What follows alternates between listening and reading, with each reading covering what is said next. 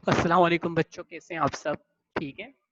Okay, सो आज हमारे 9 class में केमिस्ट्री का पीरियड है, तो हम आज अपना लास्ट टॉपिक कवर करेंगे और फिर हमारा चैप्टर कंप्लीट हो जाएगा। ठीक है, तो हम अपना ये लास्ट टॉपिक आज कवर कर लेते हैं और हम स्टार्ट कर लेते हैं अपना आज का last topic.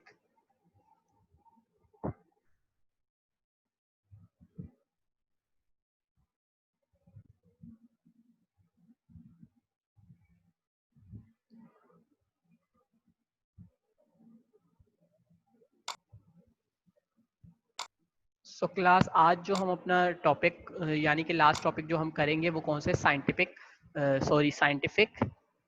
Approach in chemistry. ठीक है।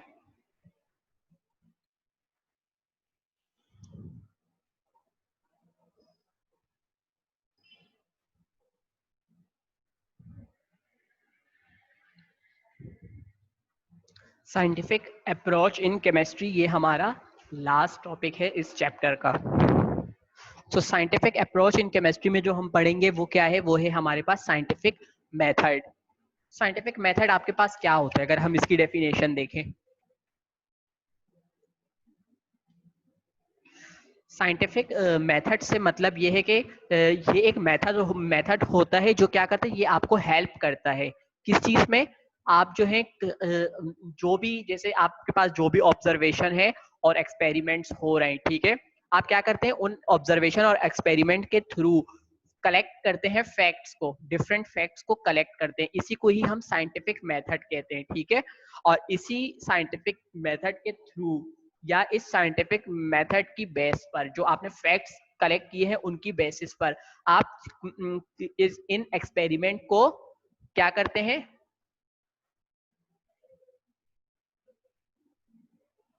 आप क्या करते हैं उनको, आप जो आपके पास फैक्ट होते हैं उनकी बेसिस पर आप थ्योरी और लॉ देते हो। ठीक है, लॉ या थ्योरी को फॉर्मुलेट करवाते हो और उसको एक्सप्लेन करवाते हो इन फैक्ट्स को। ये आपके पास कहलाता है साइंटिफिक मेथड।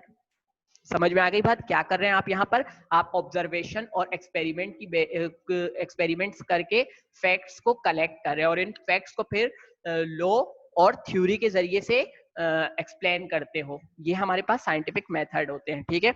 स्टेप्स क्या होते हैं साइंटिफिक मेथड के? ऑब्जर्वेशन, सबसे फर्स्ट आपके पास क्या है? Observation, second hypothesis, theory and scientific law. ये 4 स्टेप की बेस पे होता है आपका पूरा साइंटिफिक मेथड। सबसे पहले हम बात करेंगे ऑब्जर्वेशन की। ऑब्जर्वेशन क्या है? आपके पास नाम से ही पता चल रहा है, ऑब्जर्व करना। ठीक है। सो ये एक नेचुरल फिनोमिना होता है ऑब्जर्वेशन, जिसमें आप क्या करते हो? जिसमें आप अपने 5 सेंसेस को यूज करते हो। ठीक है। या इसके अलावा आप डिफरेंट साइंटिफिक इक्विपमेंट को यूज करके चीजों को ऑब्जर्व करते हो। ये क्या कहलाता है? ऑब्जर्वेशन कहलाती है आपके पास। ठीक है क्लास। अब एक्सप्लेनेशन पे हम आए तो एक्सप्लेनेशन क्या होगी?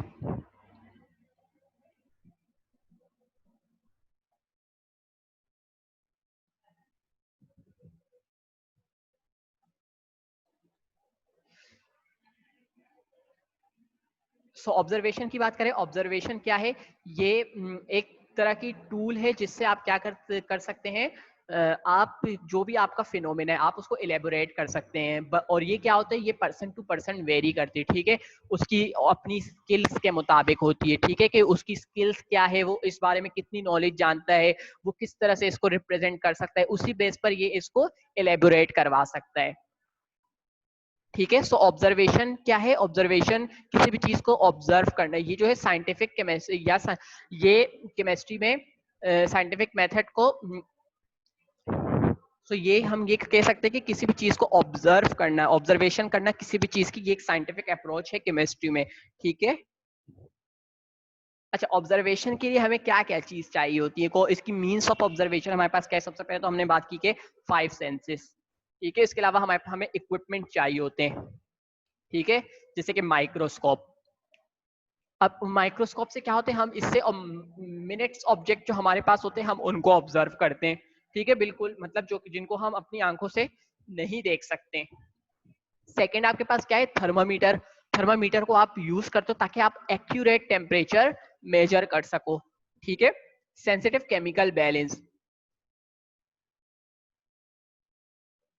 अब आपके पास कोई भी ऑब्जेक्ट है, आपको उसका मास मालूम करना है, तो आप इन लाइट ऑब्जेक्ट्स जो होते हैं ना, इनके मास मालूम करने के लिए आप इनको यूज करते हो, ठीक है। साइंटिफिक केमिकल बैलेंस आप यूज करते हो, केमिकल्स को बैलेंस करते हो, उनका मास मालूम करते हो। इसके अलावा मेजरिंग अपरेटस, जैसे कि आपके पास मेजरिंग फ्लास्क हो गए, मेजरिंग सिलेंडर हो गए, ठीक है। ये सब आपके पास क्या होते हैं, इसके थ्रू आप चीजों को मेजर करते हो, तो ये सब आपकी ऑब्जर्वेशन होती है, ठीक है क्लास। यहाँ तक आपको कुछ पूछना है?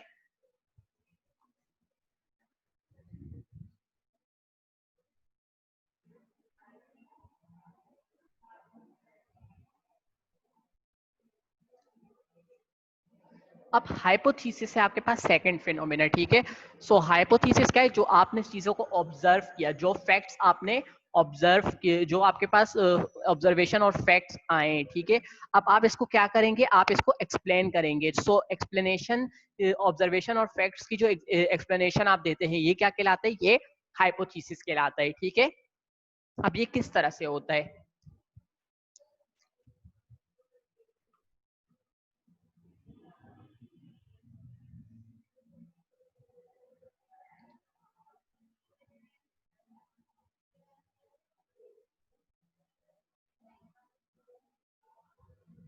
अब बच्चों, आपने जो ऑब्जर्व किया, अब आप क्या करोगे, उसके बारे में अपनी एक राय दोगे, ठीक है। आपने जो भी फिनोमेना था जो आपने ऑब्जर्व किया, जो साइंटिस्ट होते हैं वो इसको आप एक्सपेरिमेंट की तरफ लाते हैं, ठीक है।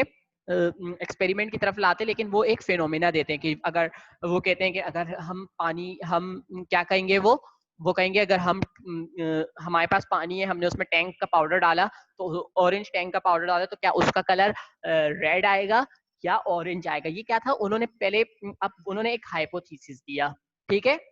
या हमारे पास इतने सीट है, उसमें से अगर हम इतने कितने सीट हमारे पास, कौन सी सीट हमारे पास सही है, कौन सी सीट हमारे पास खराब है, अगर हम खराब सीट को लगाएंगे तो उससे क्या पौधा निकलेगा, यानी ये क्या थी, ये सब हाइपोथेसिस होती है। वो उनको ऑब्जर्व करने के बाद, उसको पहले उन्होंने ऑब्जर्व किया, उन्होंने सीट्स को क्या किया, सारे सीट्स को देखा, और उन्होंने ये कहा कि इसमें से कितने ठीक है और कितने खराब। अब उस बेसिस पे उन्होंने क्या किया, हाइपोथेसिस दिया। उन्होंने कहा कि अगर हम खराब सीड को ग्रो करवाएंगे तो वो नहीं ग्रो होंगे और सही वाले ग्रो होंगे। ये क्या था, ये उनकी हाइपोथेसिस है, ठीक है।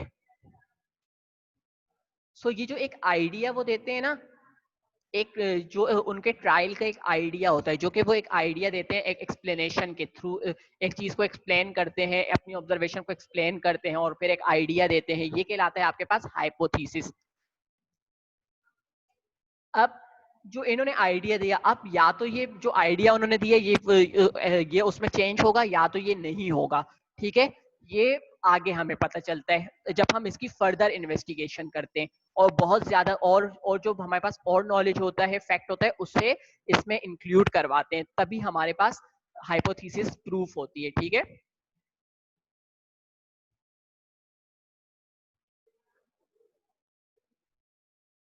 जब हम एक्सपेरिमेंट करवाते हैं और अगर एक्सपेरिमेंट हमारा ठीक आ जाए, ठीक है, जो हमने हाइपोथेसिस दिया था, समझ में आई बात, हमने जो हाइपोथेसिस दिया था, अगर वो हमारे पास सही आ जाए तो हम उसे क्या नाम देंगे, थ्योरी का नाम देंगे, ठीक है। या हमारी हाइपोथेसिस एक्सेप्ट हो जाए तो वो क्या कहलाएगी, थ्योरी। समझ में आई बात?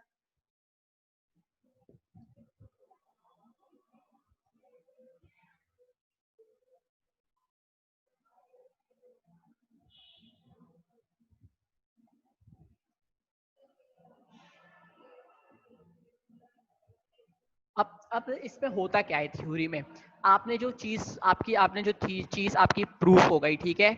अब वो क्या होगी, उस चीज को बाकी साइंटिस्ट के पास उसे दूसरे साइंटिस्ट तक कन्वे करवाई जाएगी, ठीक है। और वो फिर उसके ऊपर काम करेंगे, बहुत सारे ग्रुप ऑफ साइंटिस्ट जो होंगे वो उसके ऊपर एक्सपेरिमेंट करेंगे और वो उसको देखेंगे कि क्या ये सही है या नहीं। जब वो सब इसको एक्सेप्ट कर लेंगे, यानी कि एक लार्ज अमाउंट जो है साइंटिस्ट की, वो उसे एक्सेप्ट कर ले, वो डिफरेंट टाइप के ऑब्जर्वेशन करे, उसकी उसकी एक्सपेरिमेंट्स करें, ठीक है।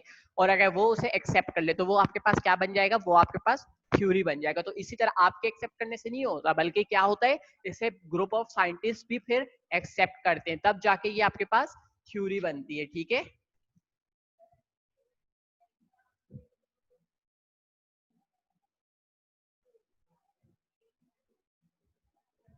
जैसे आपके पास कौन कौन से इस वक्त थ्योरी है, Dalton atomic theory, Bohr's theory और एटॉमिक स्ट्रक्चर, ये सब है आपके पास।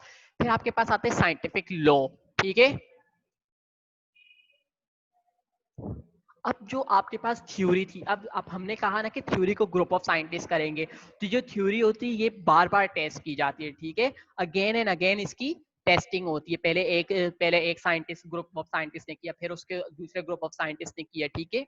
पहले इसकी वो की जाती है, और फिर जो फैक्ट्स आपने दिए होते हैं ये उसके ऊपर अगर फिट हो जाए, ठीक है, यानी कि वो प्रिडिक्शंस, वो फैक्ट जो आपने दिए थे उस पर अगर ये फिट हो जाए, ठीक है, तो हम इसे क्या कहेंगे, हम इसे साइंटिफिक लॉ का नाम देंगे, या तो हम इसे प्रिंसिपल कह देते हैं, ठीक है। यानी कि अगर वो ग्रुप ऑफ साइंटिस्ट उसको एक्सेप्ट कर ले तो वो क्या बनेगी, वो बनेगी वो बन जाएगा लॉ। लेकिन अगर वो उसे एक्सेप्ट नहीं करेंगे तो वो क्या होगा, वो थ्योरी ही रहेगी, ठीक है। यानी कि थ्योरी जो होती है वो एंड में एक्सेप्ट नहीं होती, और लॉ जो है वो एंड में एक्सेप्ट हो जाता है, ठीक है। आपके एक्सपेरिमेंट्स अगर सब उसको पास कर ले तो वो लॉ बन जाएगा, और अगर नहीं करते तो वो थ्योरी ही रह जाती है। जैसे कि आपके पास law of conservation of mass है, ठीक है। आपके पास जो मास से रिलेटेड लॉ गया था, दिया गया कि mass is nether be created and nor be destroy, यानी कि मास को ना क्रिएट किया जा सकता है ना ही डिस्ट्रॉय किया जाता है, but it can change from one form to another, और इसे एक फॉर्म से दूसरे फॉर्म में चेंज किया जा सकता है। ये क्या है, ये एक प्रूफ बात है, तो इसे लॉ का नाम दे दिया गया है, ठीक है। जबकि जो थ्योरी थे बोर्स एटॉमिक थ्योरी, ये एंड में बाकी साइंटिस्ट ने इसमें गलतियां निकाल दी थी, ठीक है, इसको एक्सेप्ट नहीं किया था, तो वो आपके पास फिर थ्योरी ही रह गई। सो अगर हम इस पूरे साइंटिफिक लॉ इन सबको कंक्लूड करें, और तो हमारे पास इसका कंक्लूजन क्या निकलेगा, तो जितने भी हाइपोथेसिस और थ्योरीज होती है वो सक्सेसफुली पास नहीं होती, ठीक है, लॉ बनने के लिए कुछ कुछ बीच में फेल भी हो जाती है।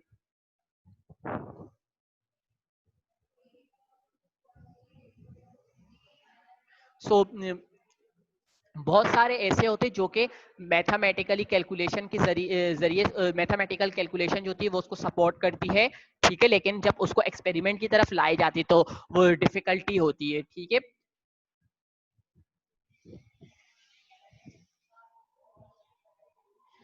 अच्छा, इसके अलावा क्या होता है, इसके अलावा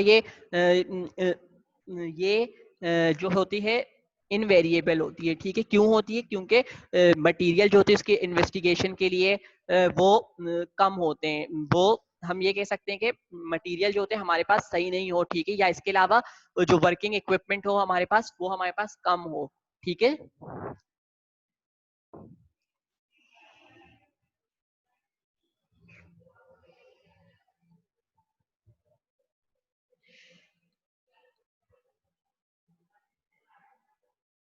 सो एंड में कंक्लूजन दिया जाता है, तो कंक्लूजन इन्हीं बेसिस की वजह से कंक्लूड करते हैं हम। कभी कभी हमारे पास कोई चीज कंक्लूड नहीं हो पाती, वो क्यों नहीं हो पा, हम कंक्लूजन जो है उसकी मैथमेटिकली कैलकुलेशन की बेस पे करते हैं, या तो उसको एक्सपेरिमेंटली हम करते हैं।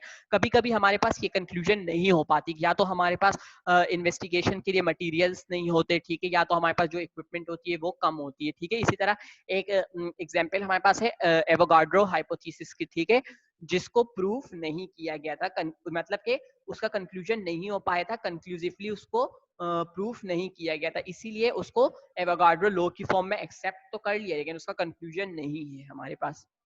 समझ में आ गई ये बात। तो ये होता है हमारे पास साइंटिफिक लॉ। तो इसी तरह से हमारे पास साइंटिफिक मेथड यूज किए जाते हैं, पहले उसको ऑब्जर्व करते हैं, फिर उसके मुताबिक अपनी प्रिडिक्शंस की जाती है, फिर उसको उसकी एक्सपेरिमेंट्स किए जाते हैं, फिर एक्सपेरिमेंट करके बताए जाते हैं कि थ्योरी बनेगी या लॉ बनेगा। ये बात आपको समझ में आ गई बच्चों।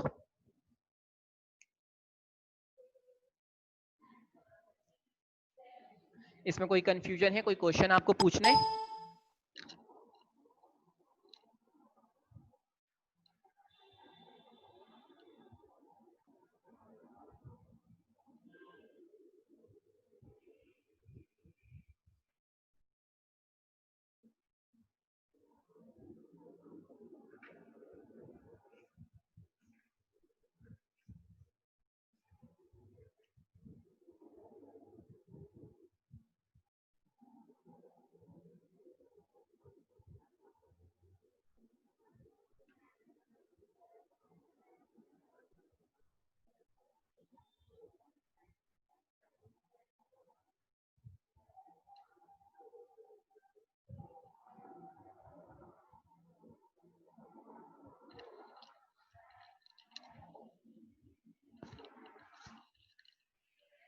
ओके क्लास, तो आपके माइंड में कोई भी क्वेश्चन नहीं है इस टॉपिक से रिलेटेड, तो फिर हम क्या करते हैं, हमने यहाँ पर आज अपना चैप्टर कंप्लीट कर लिया है, ठीक है। सो हमने अपना चैप्टर अगर कंप्लीट कर लिया, इस चैप्टर में आपको कोई भी कंफ्यूजन हो, किसी भी तरह का क्वेश्चन हो, तो आप मुझसे पूछ सकते हैं नेक्स्ट क्लास में, ठीक है। और इस चैप्टर की प्रिपरेशन आप साथ साथ ही करते रहें, क्योंकि कोर्स लेंदी है, टॉपिक ज़्यादा है, एंड टाइम पे ये कवर नहीं हो पाएगा, ठीक है। ये अब 8 क्लास 7 क्लास नहीं है कि आपको हम पास कर लेंगे, आपका पेपर हम चेक नहीं करेंगे, आपका पेपर बाहर चेक होंगे। सो हमारे अंडर नहीं है आपका पास होना, आपका पास होना आपके अपनी मेहनत पर है। तो इसे आप साथ साथ में ही पढ़ते रहें, साथ साथ में ही इन चीज़ों की प्रिपरेशन करते रहें, जो चीज़ आपको जैसे पढ़ाई जा रही है आप उससे फौरन फौरन करें, ठीक है, ताकि आपको एंड में कोई भी प्रॉब्लम फेस ना करनी पड़े, ठीक है क्लास। तो फिर हम अपनी इस क्लास को यहीं पर एंड करते हैं, इंशाल्लाह आपसे नेक्स्ट क्लास में मुलाकात होगी। ओके, अल्लाह हाफिज।